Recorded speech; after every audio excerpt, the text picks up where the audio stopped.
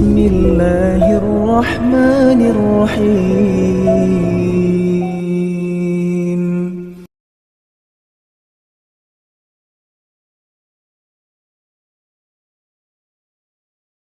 Assalamualaikum warahmatullahi wabarakatuh.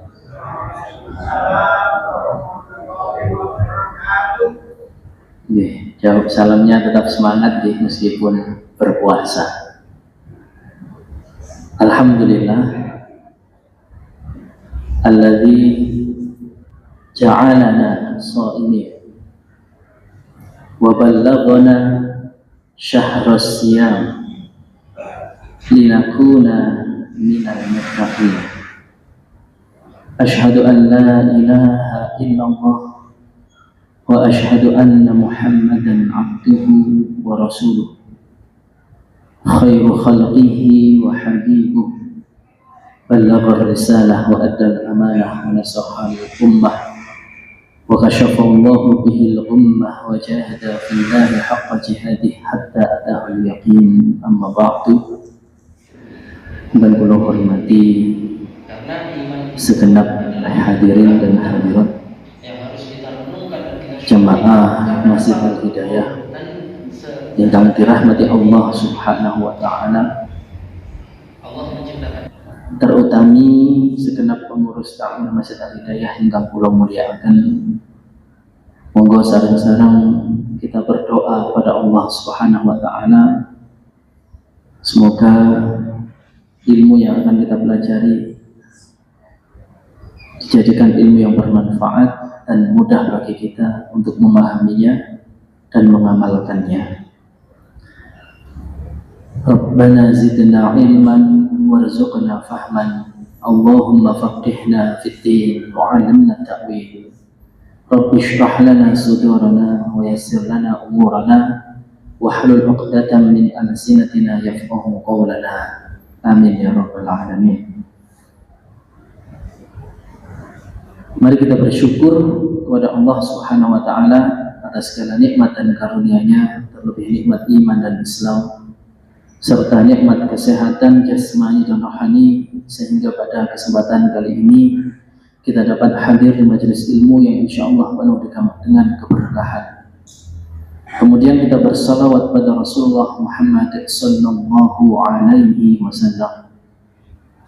Nabi kita Muhammad sallallahu alaihi wasallam adalah Nabiyur Rahmah wal Uswah, Nabi yang sangat menyayangi umatnya, Nabi yang menjadi suri tauladan bagi umatnya. Semoga kita dimudahkan oleh Allah untuk menjalani kehidupan ini sesuai dengan tuntunan dan suri tauladan baginda Nabi Muhammad sallallahu alaihi wasallam. Bapak Ibu yang kami hormati, Nabi Muhammad sallallahu alaihi wasallam pernah bertanya kepada para sahabat. Pertanyaan ini berbunyi, ayyul khalqi a'zamu, ayyul khalqi a'jabuhum imanan. Siapa makhluk Allah yang paling menakjubkan imannya? Qalu al-malaikah. Para sahabat menjawab, para malaikat. Qala wa ma lahum la yu'minun wa hum 'inda rabbihim. Bagaimana mungkin para malaikat tidak hebat imannya sedang mereka hidup bersama Tuhannya? Berarti hal yang lumrah jika para malaikat imannya hebat. Betul nggih? Karena apa? Bersama Allah. Para sahabat menjawab lagi, fal anbiya'u war rusul idzan. Berarti para nabi dan rasul. Nabi menjawab, wa ma lahum la yu'minun wal wahyu unzila ilaihim. Bagaimana mungkin para nabi dan rasul tidak hebat imannya sedang mereka menerima wahyu?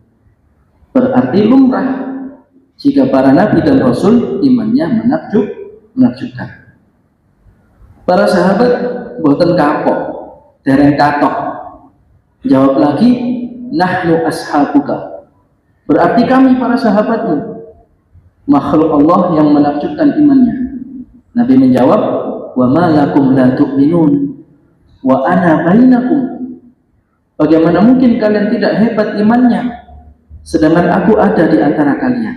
Nah, berarti para sahabat itu lumrah jika imannya menakjubkan karena apa? Diasuh oleh Nabi, langsung menerima pelajaran, mendengarkan Al-Quran dari Nabi.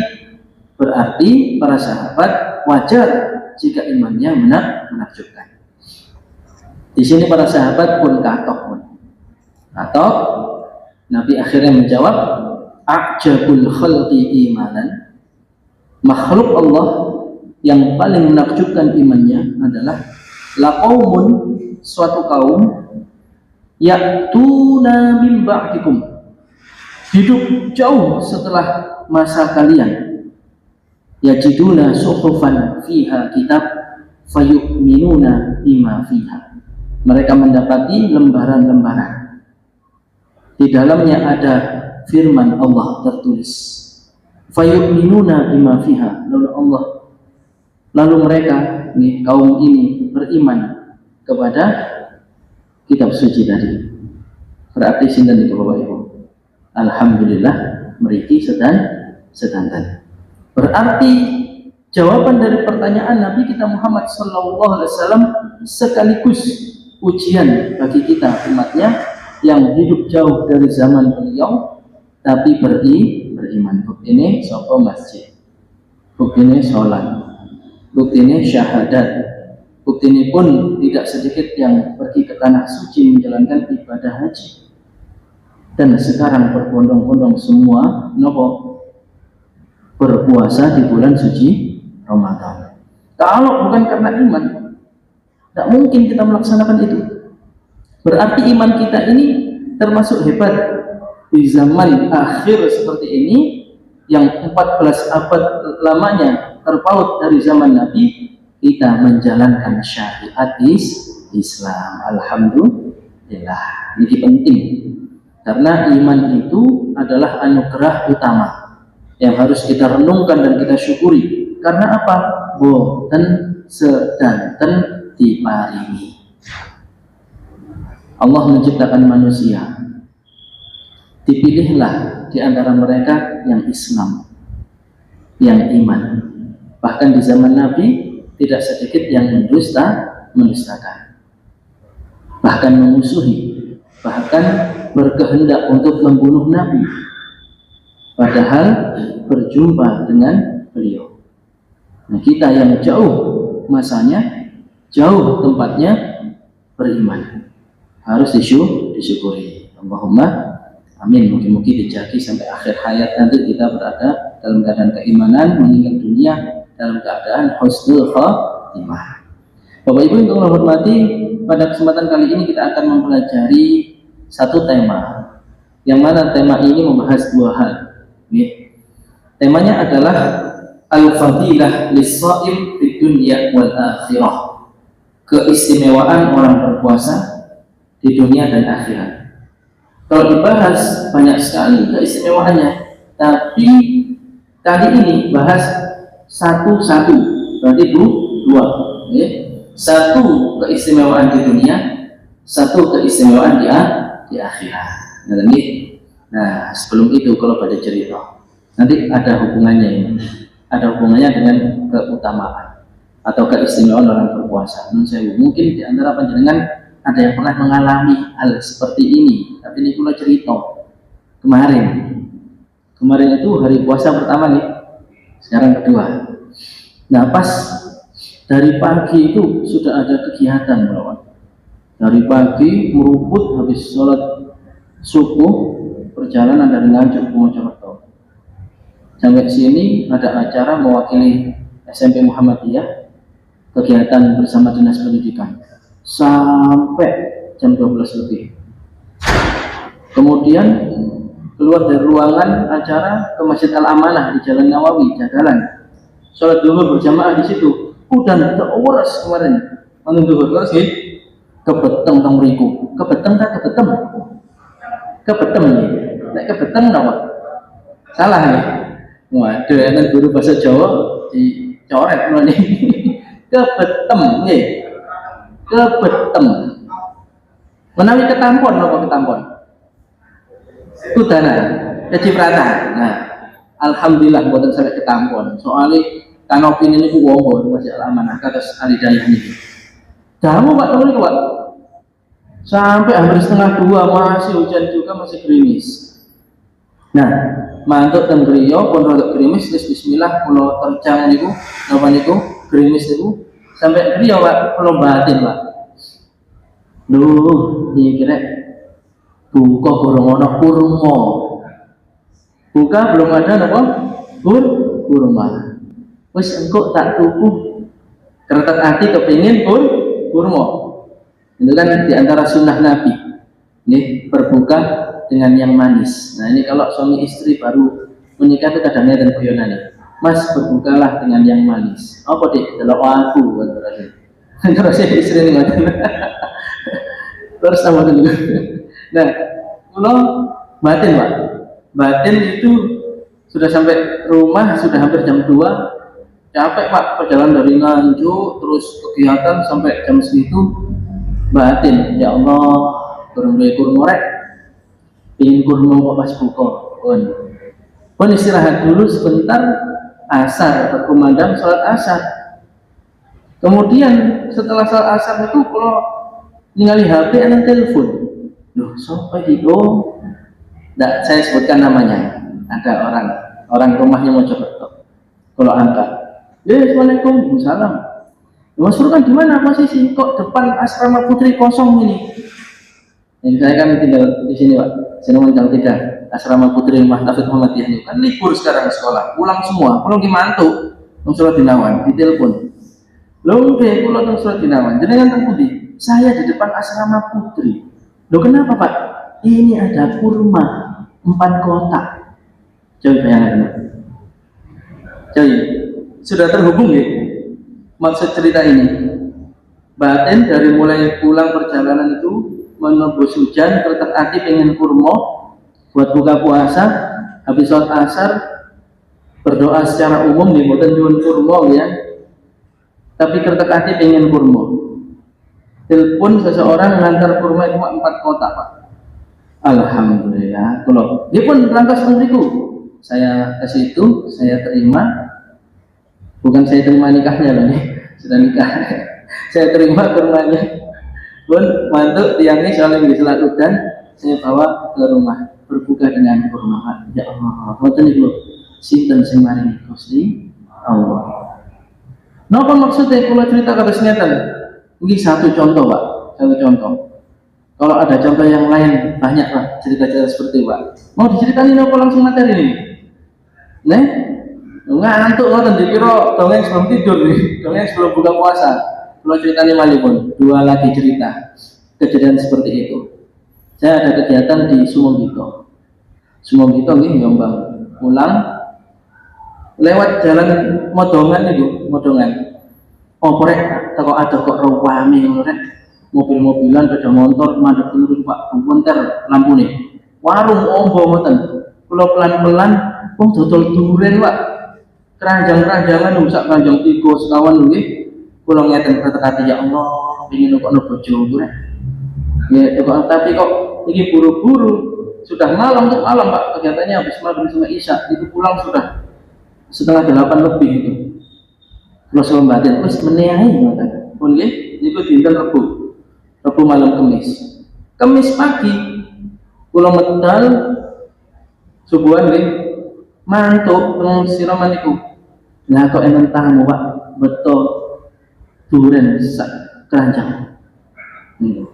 Ya Allah, alhamdulillah. Wah niku. Setunggal malih nggih cerita. Saya contoh kawan Pak cerita kados ngoten Pak. Setunggal malih. Suatu ketika anak istri kula ingin maem teng Jopo. Ya wis ayo. Kula konceng teng jalan mriki sing gatul niku ayam bakar wong Solo ayo kula jak ngoten. Mau anak-anak kula niku ndak mau. Padahal kula pertama kali kepengin, ndak pernah sebelum itu kepengin ayam bakar wong Solo niku Pak. Ndak tahu kenapa kok kepengin hari itu. Ternyata anak dan istri saya nggak maunya tempat lain dia pun. Ternyata besoknya Pak, asal berkat ayam bakar wong Solo. Ini tuh sekilas cerita. Apa hubungannya dengan tema kita nih? Tema kita pada kesempatan kali ini. Jenengan saged kados ngoten sedanten. Niku pun janjine Gusti Allah. Ini janjine Gusti Allah melalui lisan Rasulullah SAW bahwa Allah niku nijabah. Niku kata sing nglumpuk mriku mriki monggo lho, Pak. Monggo yang baru datang langsung menuju ke bagian utara nih, kasihan sahabat kita sendirian di sana ini. Monggo, tasik monggo. Ini dulu keset Pak dekat tempat orang keluar masuk kamar mandi dan tempat wudhu. Monggo di tempat yang lebih napa? Jembar nih, Assalamualaikum yang baru datang, monggo mriko. Nggih. Nah, tema kita keistimewaan orang puasa, Pak.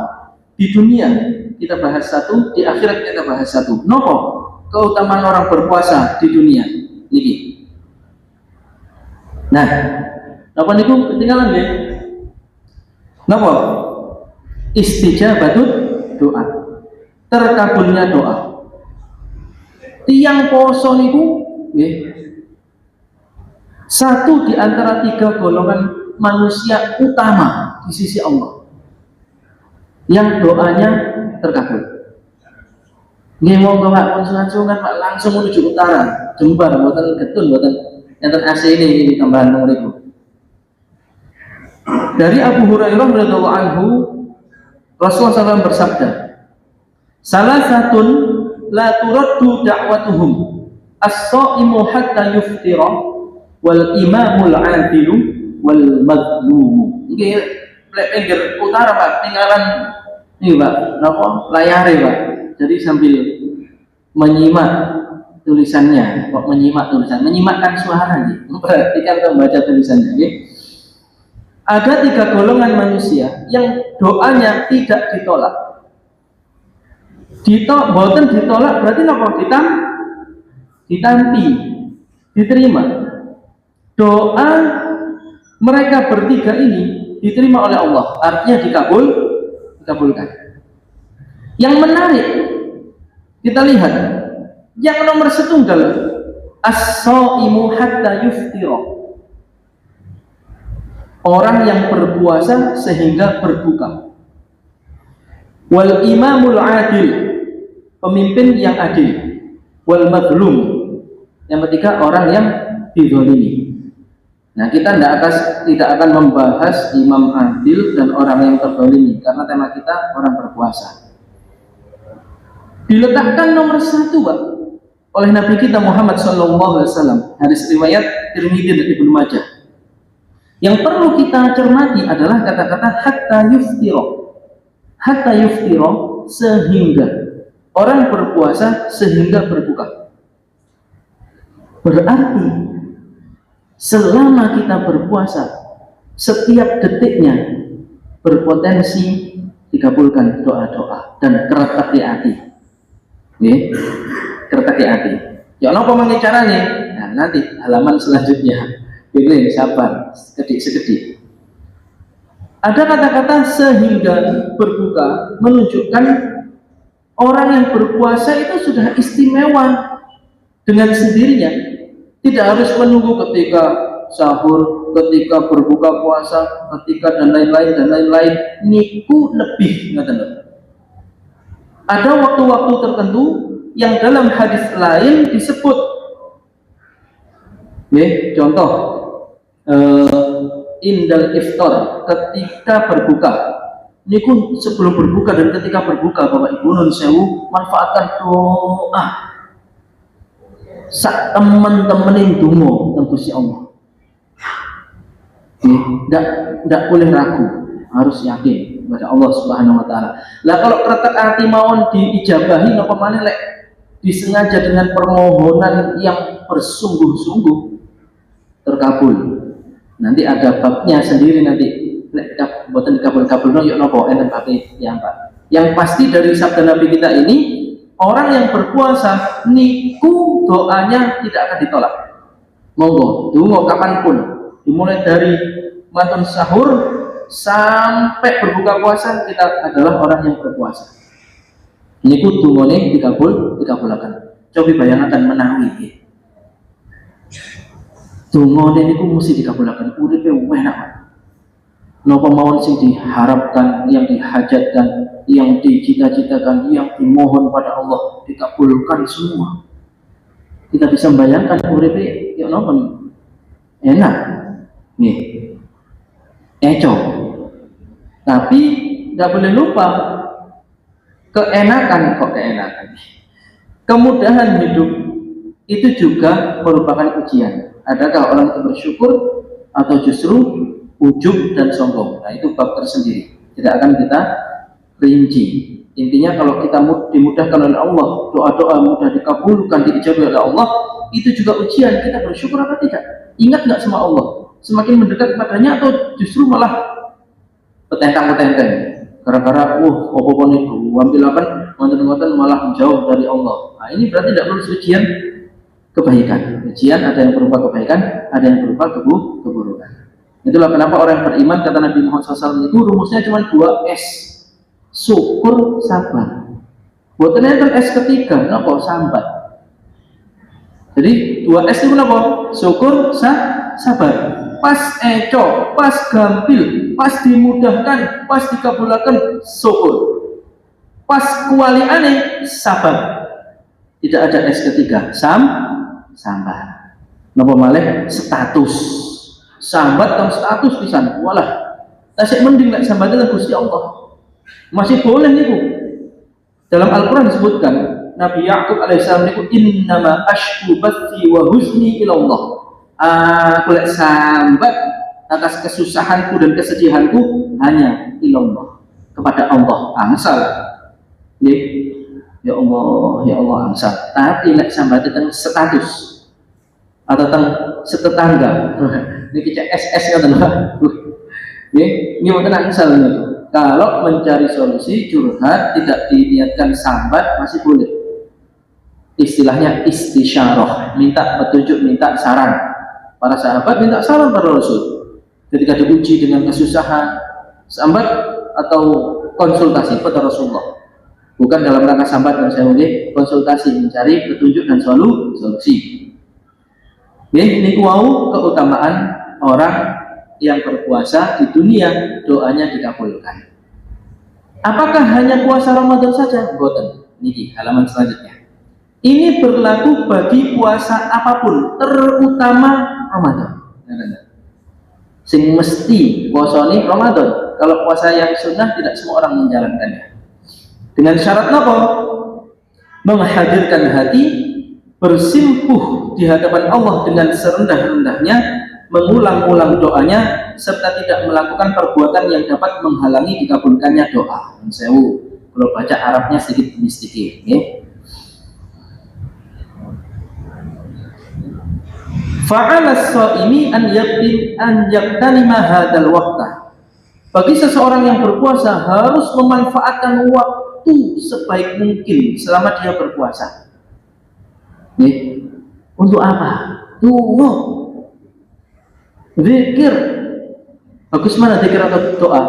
Bagus dua-duanya.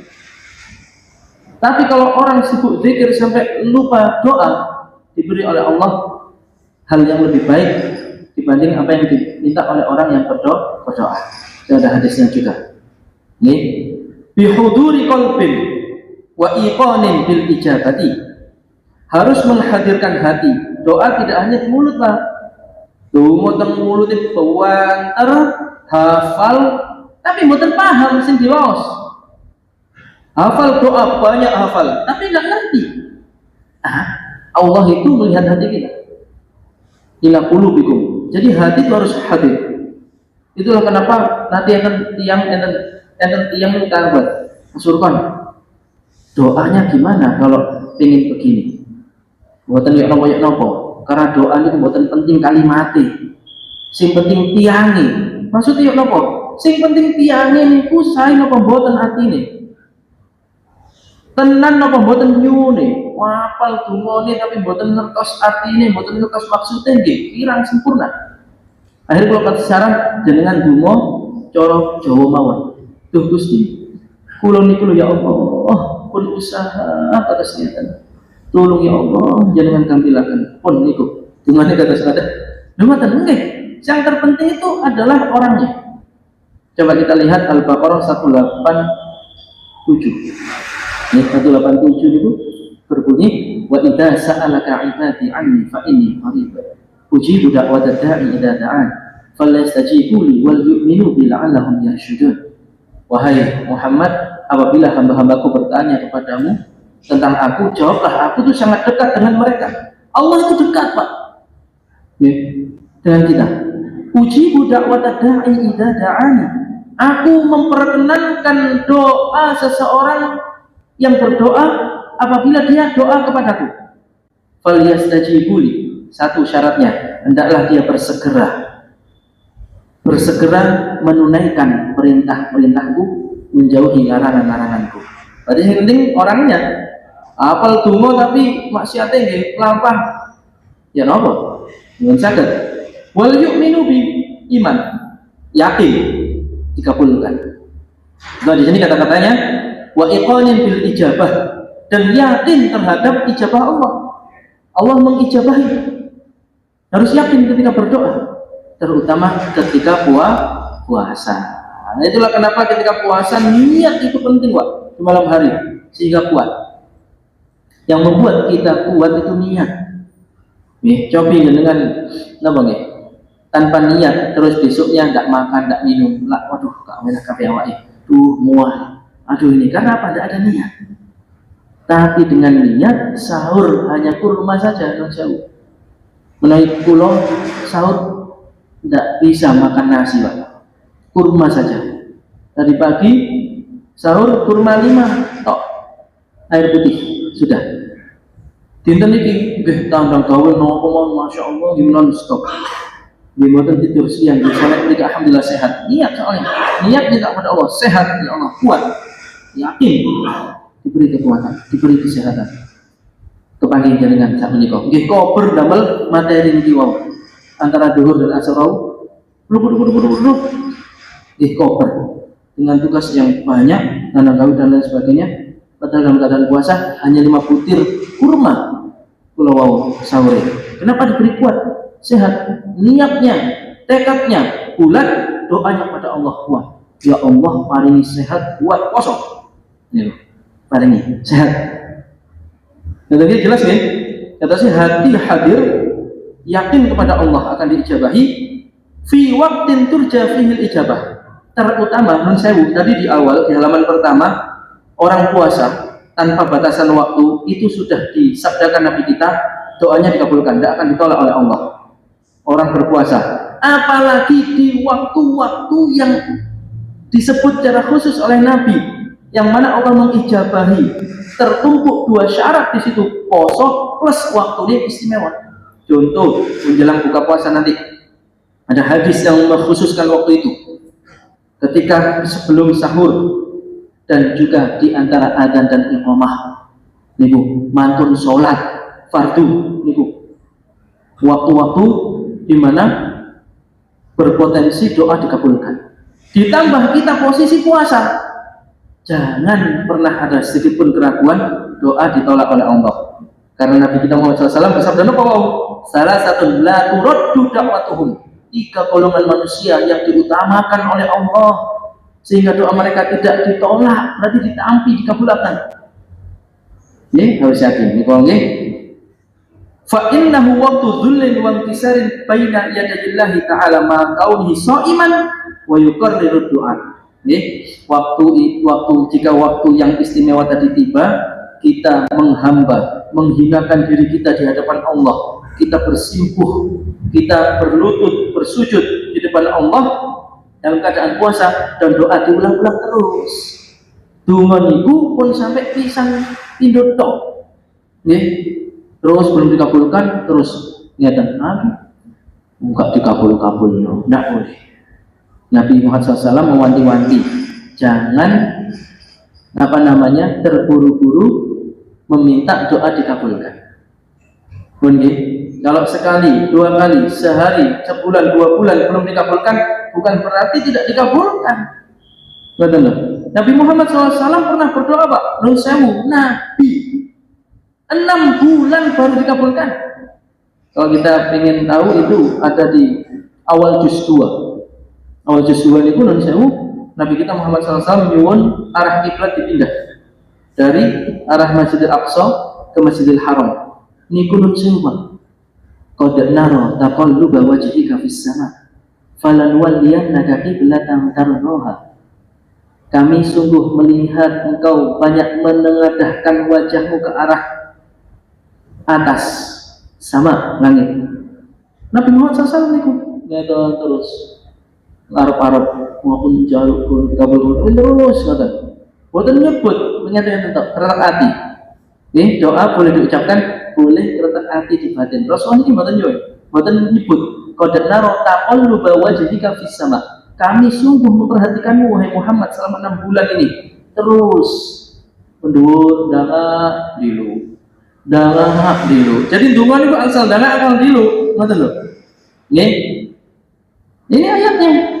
Di awal juz 2 bisa dicek ya. Qad nara taqalluba wajhika fis sama. Donga ngeten Rasulullah. Kemudian pisan-pisan itu, aduh Gusti Allah. Wah, ngeten lagi. Nah, ini langsung. Tadi pun ngeten pun nyalakan misalkan tiok donga ngeten. Donga kok madhep dhuwur. Ini soal. Boleh dua-duanya. Jelas nggih? Jelas nggih? Nah, kemudian ada di sini di paragraf yang kedua itu yang Arab ini. Nabi kita Muhammad SAW bersabda, "Inna lillahi inda kulli fitrin utaqa, wa dzalika fi kulli lailah." Niki nun sewu. Inda kulli fitrin. Fitrin itu fitr. Fitr niku niki lho, kupo. Sesungguhnya di sisi Allah banyak hamba-hamba yang dibebaskan dari api neraka ketika menjelang berbuka puasa.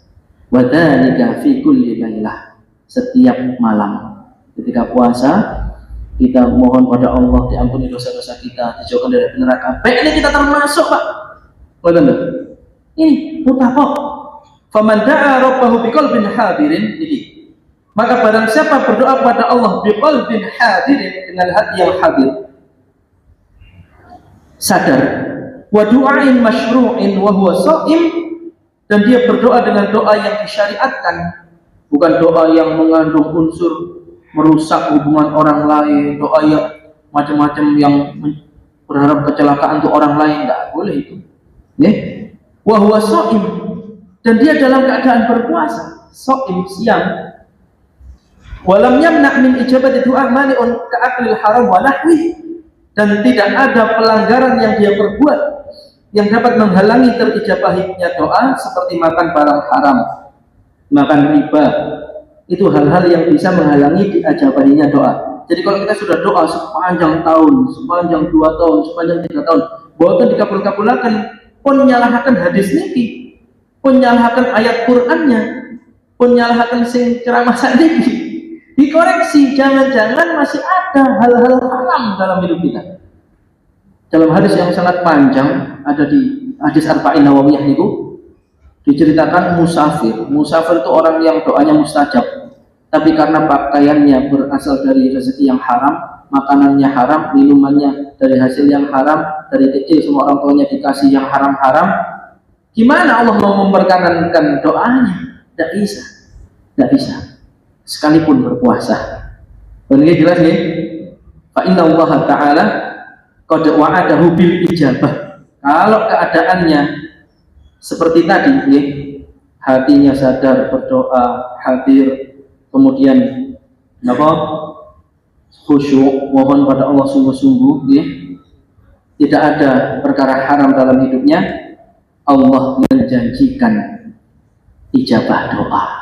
Sekali lagi Pak, itu nun sewu. Kalau seseorang hidup doanya selalu dikabulkan, Pak, nih, salah satu di antara cara juga agar doa dikabulkan itu banyak istighfar, Pak. Man lazama istighfar ja'ala min kulli dhiqin makhraja wa min kulli hammin faraja wa yarzuqhu min haitsu la yahtasib. Orang banyak istighfar, Pak. Dengan syarat istighfar tidak hanya di lisan, Pak. Hati hadir benar-benar minta ampun pada Allah, mengakui dosa-dosanya. 3 keutamaannya, Pak. Kalau ada kesulitan, diberi solusi. Kalau ada kegundahan, kegelisahan, kesedihan, dihancurkan, dibersihkan, dilapangkan, pun dituntaskan kegelisahan, kegundahan dan lain sebagainya. dan diberi rezeki dari arah yang tidak disangka-sangka. Secara singkat cerita, Imam Ahmad bin Hanbal tersesat, terus nginep di suatu masjid, diusir sama marbotnya. Yo cok turun lagi nih. Datang Riki, buatan nggih, masalah nih. Angsal datang Riki masalah. Dan emper tapi orang musafir tersesat, belum ada Google Map waktu itu, belum ada internet, belum ada WA. Imam Ahmad bin Hanbal ini tersesat, diusir sama marbotnya. Nggak tahu kalau itu imam besar, Pak. Imam besar. Imam Ahmad bin Hanbal itu pendiri madhab Hambali, sejajar dengan Imam Hanafi, Imam Maliki, Imam Syafi'i, Imam Ahmad bin Hanbal, Imam Hambali. Ulama besar pada zamannya. Orang dulu nggak ada Google, nggak bisa sendiri. Imam Ahmad bin Hanbal dicari fotonya, oh sendiri. Makanya marbotnya berani ngusir karena nggak tahu siapa beliau. Akhirnya Imam Ahmad bin Hanbal terpaksa di jalan. Waduh, nanti ketemu orang pulang kerja dodolan roti, mantuk balik yang pundi jenengan itu yang atuh kesasar mriki walah terus badhe teng pundi nggih mboten Semerak mau badhe nginep teng masjid diusir kali marbote pun derek kula teng griya kula nginep teng griya kula saestu ta nggih nggih matur nuwun. Berjalan mereka berdua. Imam Ahmad bin Hanbal orang alim, orang faqih, ulama besar, niteni orang itu istighfar terus, Pak. Yang penjual roti itu astagfirullahaladzim, astagfirullah, terus istighfar, dititehnya sampai ke rumahnya gitu, istirahat, qiyamul lail, mempersiapkan adonan roti yang mau dijual besoknya itu sambil istighfar, ditehni terus istighfar, udah adonan istighfar, menyet adonan istighfar, ngalap bikin istighfar terus astagfirullahaladzim. Ketika paginya diajak sarapan, Imam Ahmad bin Hanbal mencari tahu dengan bertanya, Pak Lid, ngapunten, kalau kita ini jenengan istighfar terus, iya. Boleh tahu keistimewaan apa yang saya rasakan? Oh iya, ada. Nopo? Donga kula mesti terkabul. Masya Allah. Tapi si jin burung terkabul sampai saiki. Nopo? Aku ket biyen ku krungu jeneng ulama besar Ahmad bin Hanbal. Aku ket pintu mau pengen ketemu, gak ketemu. Ya lah, gara-gara sampeyan aku sasar ini. Yo maksudnya, anak Ahmad bin Hanbal, aku di Ahmad bin Hanbal. Coba. Itu kisah istighfar. Dan nah saat ini jika doa tidak kunjung dikabulkan, kita lihat di surat Ghafir ayat 60. Wa qala rabbukum ud'uni astajib lakum. Allah berfirman dengan kata-kata yang tegas, Pak. Dan Tuhanmu berfirman, berdoalah kepadaku, niscaya akan aku perkenankan bagimu. Nun sewu, Pak. Nun sewu. Niki terjemahan, Pak. Makanya pakai kata-kata niscaya. Koyo-koyo bukan mesti gitu. Kalau kita pakai kaidah bahasa Arab, ini pasti 1.000.000%. Nggak sakit luwih saking 1.000.000%. Kok sakit? Kaidah bahasa Arab berbunyi, kalau satu kata kerja di akhir dengan sukun, itu penegasan. Coba kata-kata astajib di situ astajibu, astajibi, astajibah atau astajib sukun. Sukun ya? Wa qala rabbukum ud'uni astajib lakum.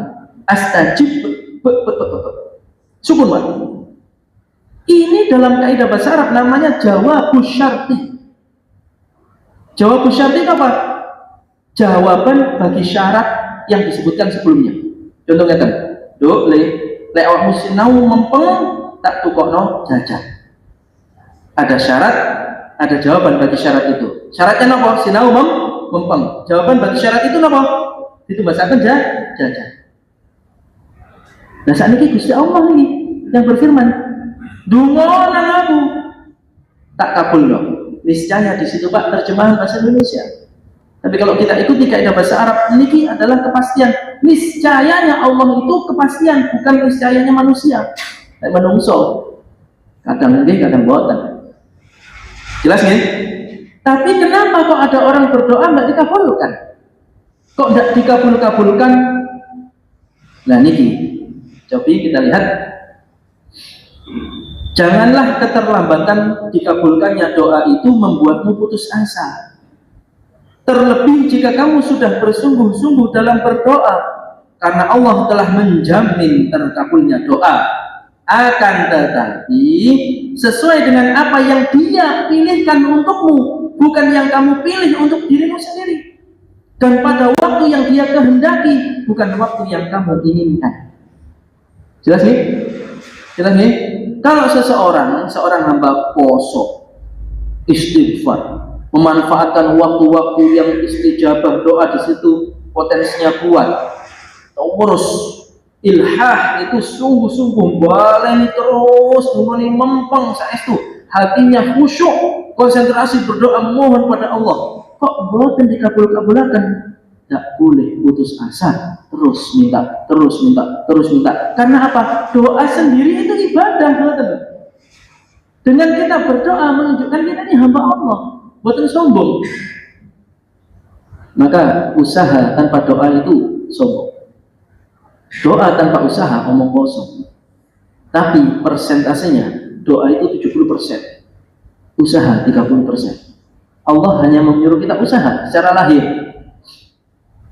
Ingat kisah Maryam, Siti Maryam binti Imran, ibunda Nabi kita Isa alaihissalam, ketika mau melahirkan, boten enten bidane, Pak. Boten enten dukun bayi. Menyendiri pergi ke tempat yang jauh pun udah terasa sakit, difirmankan oleh Allah, lungguwo sendeno nang wit kurma senden.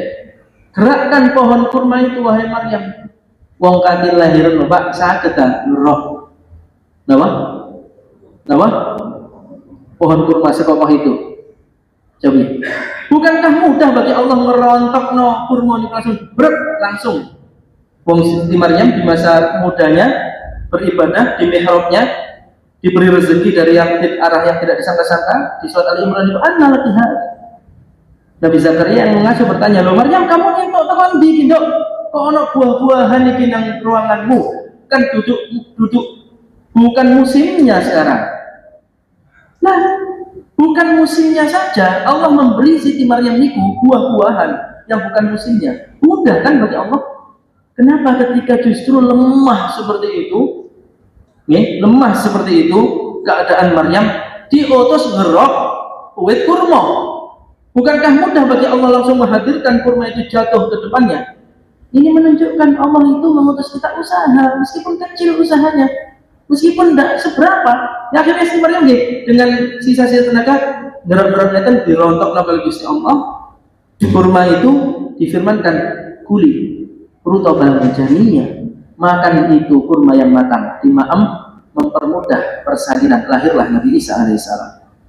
Ini jadi kan doa, ya Allah Gusti iki sakit pada lahiran, ya Allah Gusti, ya Allah apa iki. Nah, wis langsung lahir bisa. Allah Subhanahu wa taala gampil kun fayakun. Tapi ada usaha. Nih, jadi kita usaha dilaksanakan, doa dipanjatkan sekuat-kuatnya. Itu tadi keutamaan orang yang berpuasa di dunia. Doanya dikabulkan dengan syarat-syarat tertentu, dengan kaidah-kaidah yang sudah kita pahami, bahwa tidak dikabulkannya dalam waktu dekat itu bukan berarti Allah tidak mendengar. Innaka sami'ud du'a. Dalam surat Ali Imran itu doanya Nabi Zakaria. Qala rabbi habli min ladunka rahmah. Wahai qala rabbi habli min ladunka dzurriyyatan thayyibah innaka sami'ud du'a. Ya Allah Gusti, beri aku keturunan yang baik. Sesungguhnya Engkau Maha mendengar doa. Doa-doa kita yang kita panjatkan dari dulu itu didengar sama Allah. Kapan terkabulnya, bagaimana caranya? Saat Gusti Allah tidak boleh putus asa pun. Kita selesai dari satu poin, yaitu keutamaan orang berpuasa di dunia. Apa nih wow? Dikabulkannya doa. Yang kedua di akhirat. Tadi saya di awal menyampaikan kita membahas dua hal: keutamaan orang berpuasa di dunia, keutamaan orang berpuasa di akhirat. Dua hal ini bukan berarti hanya itu. Banyak kata-katanya keutamaan, tapi sore ini kita belajar dua itu pun. Jelas nih? Napa di akhirat? Nih. Yakunu syafa'atan yaumal qiyamah. Ibadah puasa itu jadi syafaat Pak, dari kiamat. Syafaatnya pun apa? Pertolongan. Saya yakin tidak ada orang tidak suka ditolong, apalagi ketika kesusahan. Ketika kesusahan, kesulitan ada yang nolong, Masya Allah, ya Allah, alhamdulillah, matur nuwun, Masya Allah, matur nuwun. Senang mboten ditolong. Di hari kiamat itu Pak, waktu yang susah Pak. Yang nolong kita sinten? Allah.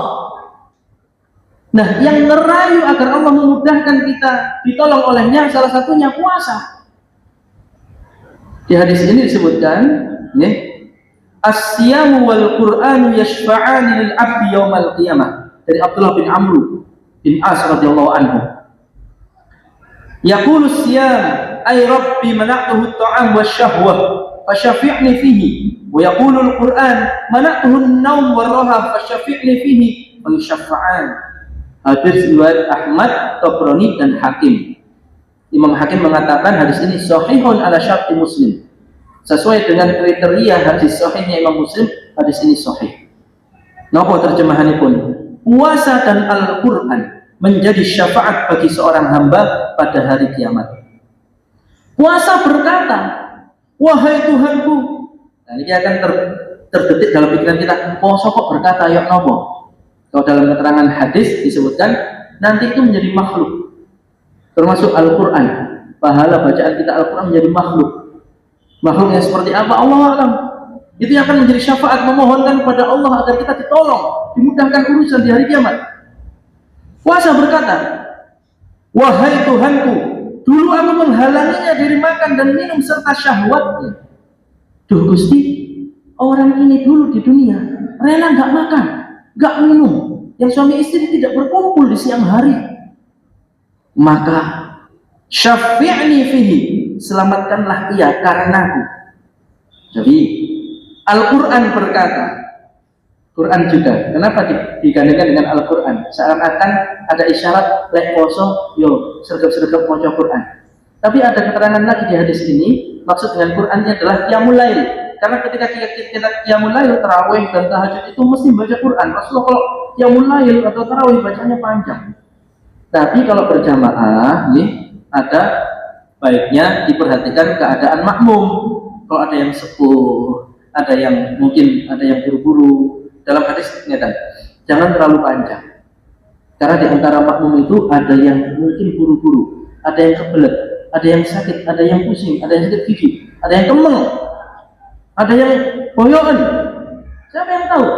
Maka kalau berjamaah, jamaahnya itu bercampur-campur, maka sederhana. Tidak terlalu panjang, tidak juga terlalu pendek, sederhana. Ukurannya ya maksimal al-a'la, sabbihisma rabbikal a'la. Atau lebih pendek tidak apa-apa. Ya kan? Tapi kalau misal di pondok pesantren, seorang kiai, makmumnya santri semua, wah luar biasa, boleh itu sak tawa-tawanya. Dulu saya pernah waktu kuliah di Mesir itu Ramadan nyoba Pak, tarling, terawih keliling sama teman-teman, nyoba ke sana, akhirnya kapok Pak. Kenapa Pak? Semalam 3 juz. 3 juz bacaan imamnya Syekh Yusri itu. Bukan yang alif lam mim dzalikal kitabul la raiba fihi hudan lil muttaqin alladzina yu'minuna bukan ya. Tartil pemulan. Saya urus sufaha'u minan nasi ma wallahum an. Betul. Wah ya Allah, wis menit nang kene meneh. Apa? 3 juz semalam. Ya Allah. Pindah lagi. Tempatnya jamaah tabligh, Pak. Jamaah tabligh punya satu apartemen tinggi dijadikan masjid Pak. Itu orang iktikaf semua di sana, nyoba di sana Pak. Kapok juga Pak. Ya Allah. Mantun itu meh sahur Pak. Wis meneh nang kene nyoba di Masjid Imam Syafi'i di Kairo. Masjid Imam Syafi'i ini Bu dinamakan Masjid Imam Syafi'i karena di sampingnya ada makam Imam Syafi'i. Kapok juga Pak. Kenapa? Witir pakai kunut Pak. Kunutnya dawane sampai kemeng tangklo Pak. Ya Allah. Oleh amin. Amin. Mbak ini ya Allah. Repun Pak. Itu panjang lalang-lalang dawane salat watir itu sendiri. Batin iki gak pegel ta imam ya Allah. Dan Indonesia dicelat itu. Wes pale. Ada mereka nama yang familiar pun gue elek ya tadi. Yang mereka boten Pak, nangis orang-orang Pak, kecuali kula dan teman-teman. Maklum masih mahasiswa Pak. Masih darah muda. Jadi coba-coba lupa teman Pak ya Allah. Akhirnya nemu masjid yang lain yang di situ sehari 1 malam 1 juz. Nah, akhirnya saya ya Allah. Nah itu Pak, nun sewu. Al-Quran di hadis ini ada yang menerjemahkan, ada yang menjelaskan yang dimaksud qiyamul lail itu. Karena ketika qiyamul lail, ketika tarawih dan kita tahajud, menghidupkan malam-malam di bulan Ramadan, pasti baca Quran. Itu menjadi syafaat. Dia berkata, Al-Quran berkata, wahai Tuhanku, dulu aku menghalanginya dari tidur dan istirahat. Cocok nih? Diartikan membaca Quran di siang hari juga bisa, qiyamul lail tarawih juga bisa. Ini Al-Quran memohon, merayu Allah. Wahai Tuhanku, dulu aku menghalanginya dari tidur dan istirahat. Isyarat kalau poso pun kata film pun kata istirahat, tapi ngaji. Jelas ini, isyaratnya gitu pada sini. Fasyafi'ni fihi, maka selamatkanlah ia karenaku. Dimohonkan, selamatkan orang ini ya Allah, dia tentunya ya Allah, jarang film, jarang istirahat, ngaji terus. Sing poso nggih mboten, duh Gusti tiyang niki mboten maem, mboten minum, mboten kumpul suami istri, tolong ya Allah. Berarti napa? Keutamaan di akhirat ibadah puasa dan bacaan Al-Quran menjadi syafaat. Fayus syafa'ani, maka dikabulkanlah permohonan tersebut oleh Allah SWT. Ya Allah. Nah ini pertanyaannya, akan tetapi bukan sembarangan puasa Pak yang bisa menghadirkan keutamaan tadi. Puasa yang seperti apa? Sewu. Puasa secara singkat, ini waktunya sudah mepet nih. Saya persingkat mawon, tidak dibaca satu persatu. Di Al-Quran jelas Allah ketika memerintahkan kita puasa ada tujuan, la'allakum tattaqun, agar kamu bertakwa. Berarti puasa yang bisa menghadirkan keistimewaan tadi adalah puasa yang penuh dengan ketakwaan. Bagaimana yang penuh ketakwaan? Niki bawahnya, takwa mengharuskan seseorang berpuasa atau menahan dirinya dari syahwat perut dan kemaluan serta seluruh anggota badan dari segala hal yang dilarang, sehingga puasanya diterima Allah dan diridhoinya. Jelas nih? Jadi tidak hanya perut menahan lapar dan dahaga, tapi seluruh anggota badan. Mata menahan dari pandangan yang dilarang Allah. Mulut boten ngrasani wong, boten mengadu domba, boten berfitnah dan lain-lain. Tangan dan kaki tidak dibuat menyakiti orang, kaki tidak pergi ke tempat yang maksiat atau tempat yang tidak ada gunanya. Ditahan semua, difokuskan baca Al-Quran. Kalau kerja, bekerja dengan maksimal. Jadi saya lanjutkan. Demikianlah yang diserukan Nabi. Ya nopo. Di antara bukti bahwa tidak sembarangan puasa yang bisa menghadirkan keistimewaan tadi, langsung artinya barang siapa yang tidak meninggalkan perkataan dusta dan beramal dengannya, maka Allah tidak butuh pada lapar dan hausnya. Kalau Allah tidak butuh dengan lapar dan hausnya, berarti tidak ada pahala. Berarti dia hanya puasa perut saja, tidak puasa yang lainnya. Buktinya tidak meninggalkan perkataan dusta, bijui wong, nipu orang lain, mendolimi orang lain padahal puasa. Maka itu tidak menjadi puasa yang menghadirkan keistimewaan tadi. Kemudian bukti lagi, langsung artinya, jika pada suatu hari seseorang di antara kamu berpuasa, maka janganlah ia berkata kotor. Hadis Bukhari Muslim ini, tidak boleh misuh, tidak boleh macam-macam, dijaga perkataannya. Berlaku tidak terpuji juga tidak boleh. Misal joget-joget TikTok, poso-poso joget-joget TikTok. Bukan berarti kalau nggak poso diangsal, ini boten angsal, niku jauh dari akhlak Islam niku. Apalagi perempuan di tempat umum, bareng-bareng lagi joget TikTok. Ya Allah, di mana moralnya? Tidak ada. Itu perkara yang tidak terpuji. Jika ada seseorang mencelanya atau mengajaknya bertengkar, hendaklah ia berkata, sesungguhnya aku sedang berpuasa. Mengajak bertengkar itu bukan berarti ayo dulu boten, emosi. Orang membuat dia emosi, ditahan. Ya Allah, aku poso. Iling poso. Maksud berkata sesungguhnya aku berpuasa bukan kowar-kowar gitu Pak. Weh, aku poso, boten. Tapi iling, ya Allah, aku poso, ya Allah, aku poso. Dicelatu uang, boten balas, ya Allah, aku poso. Digarai emosi kali orang lain, ya Allah, aku poso. Madan. Ini sampai segitunya Rasulullah mengajarkan kita biar puasanya menghadirkan keistimewaan. Terakhir, kebahagiaan tertinggi bagi orang berpuasa. Ini tulisannya ini, ya Allah, singkat saja poinnya. Nanti di surga ada satu pintu VVIP, VVIP, very important person. Orang sangat spesial. Itu orang puasa.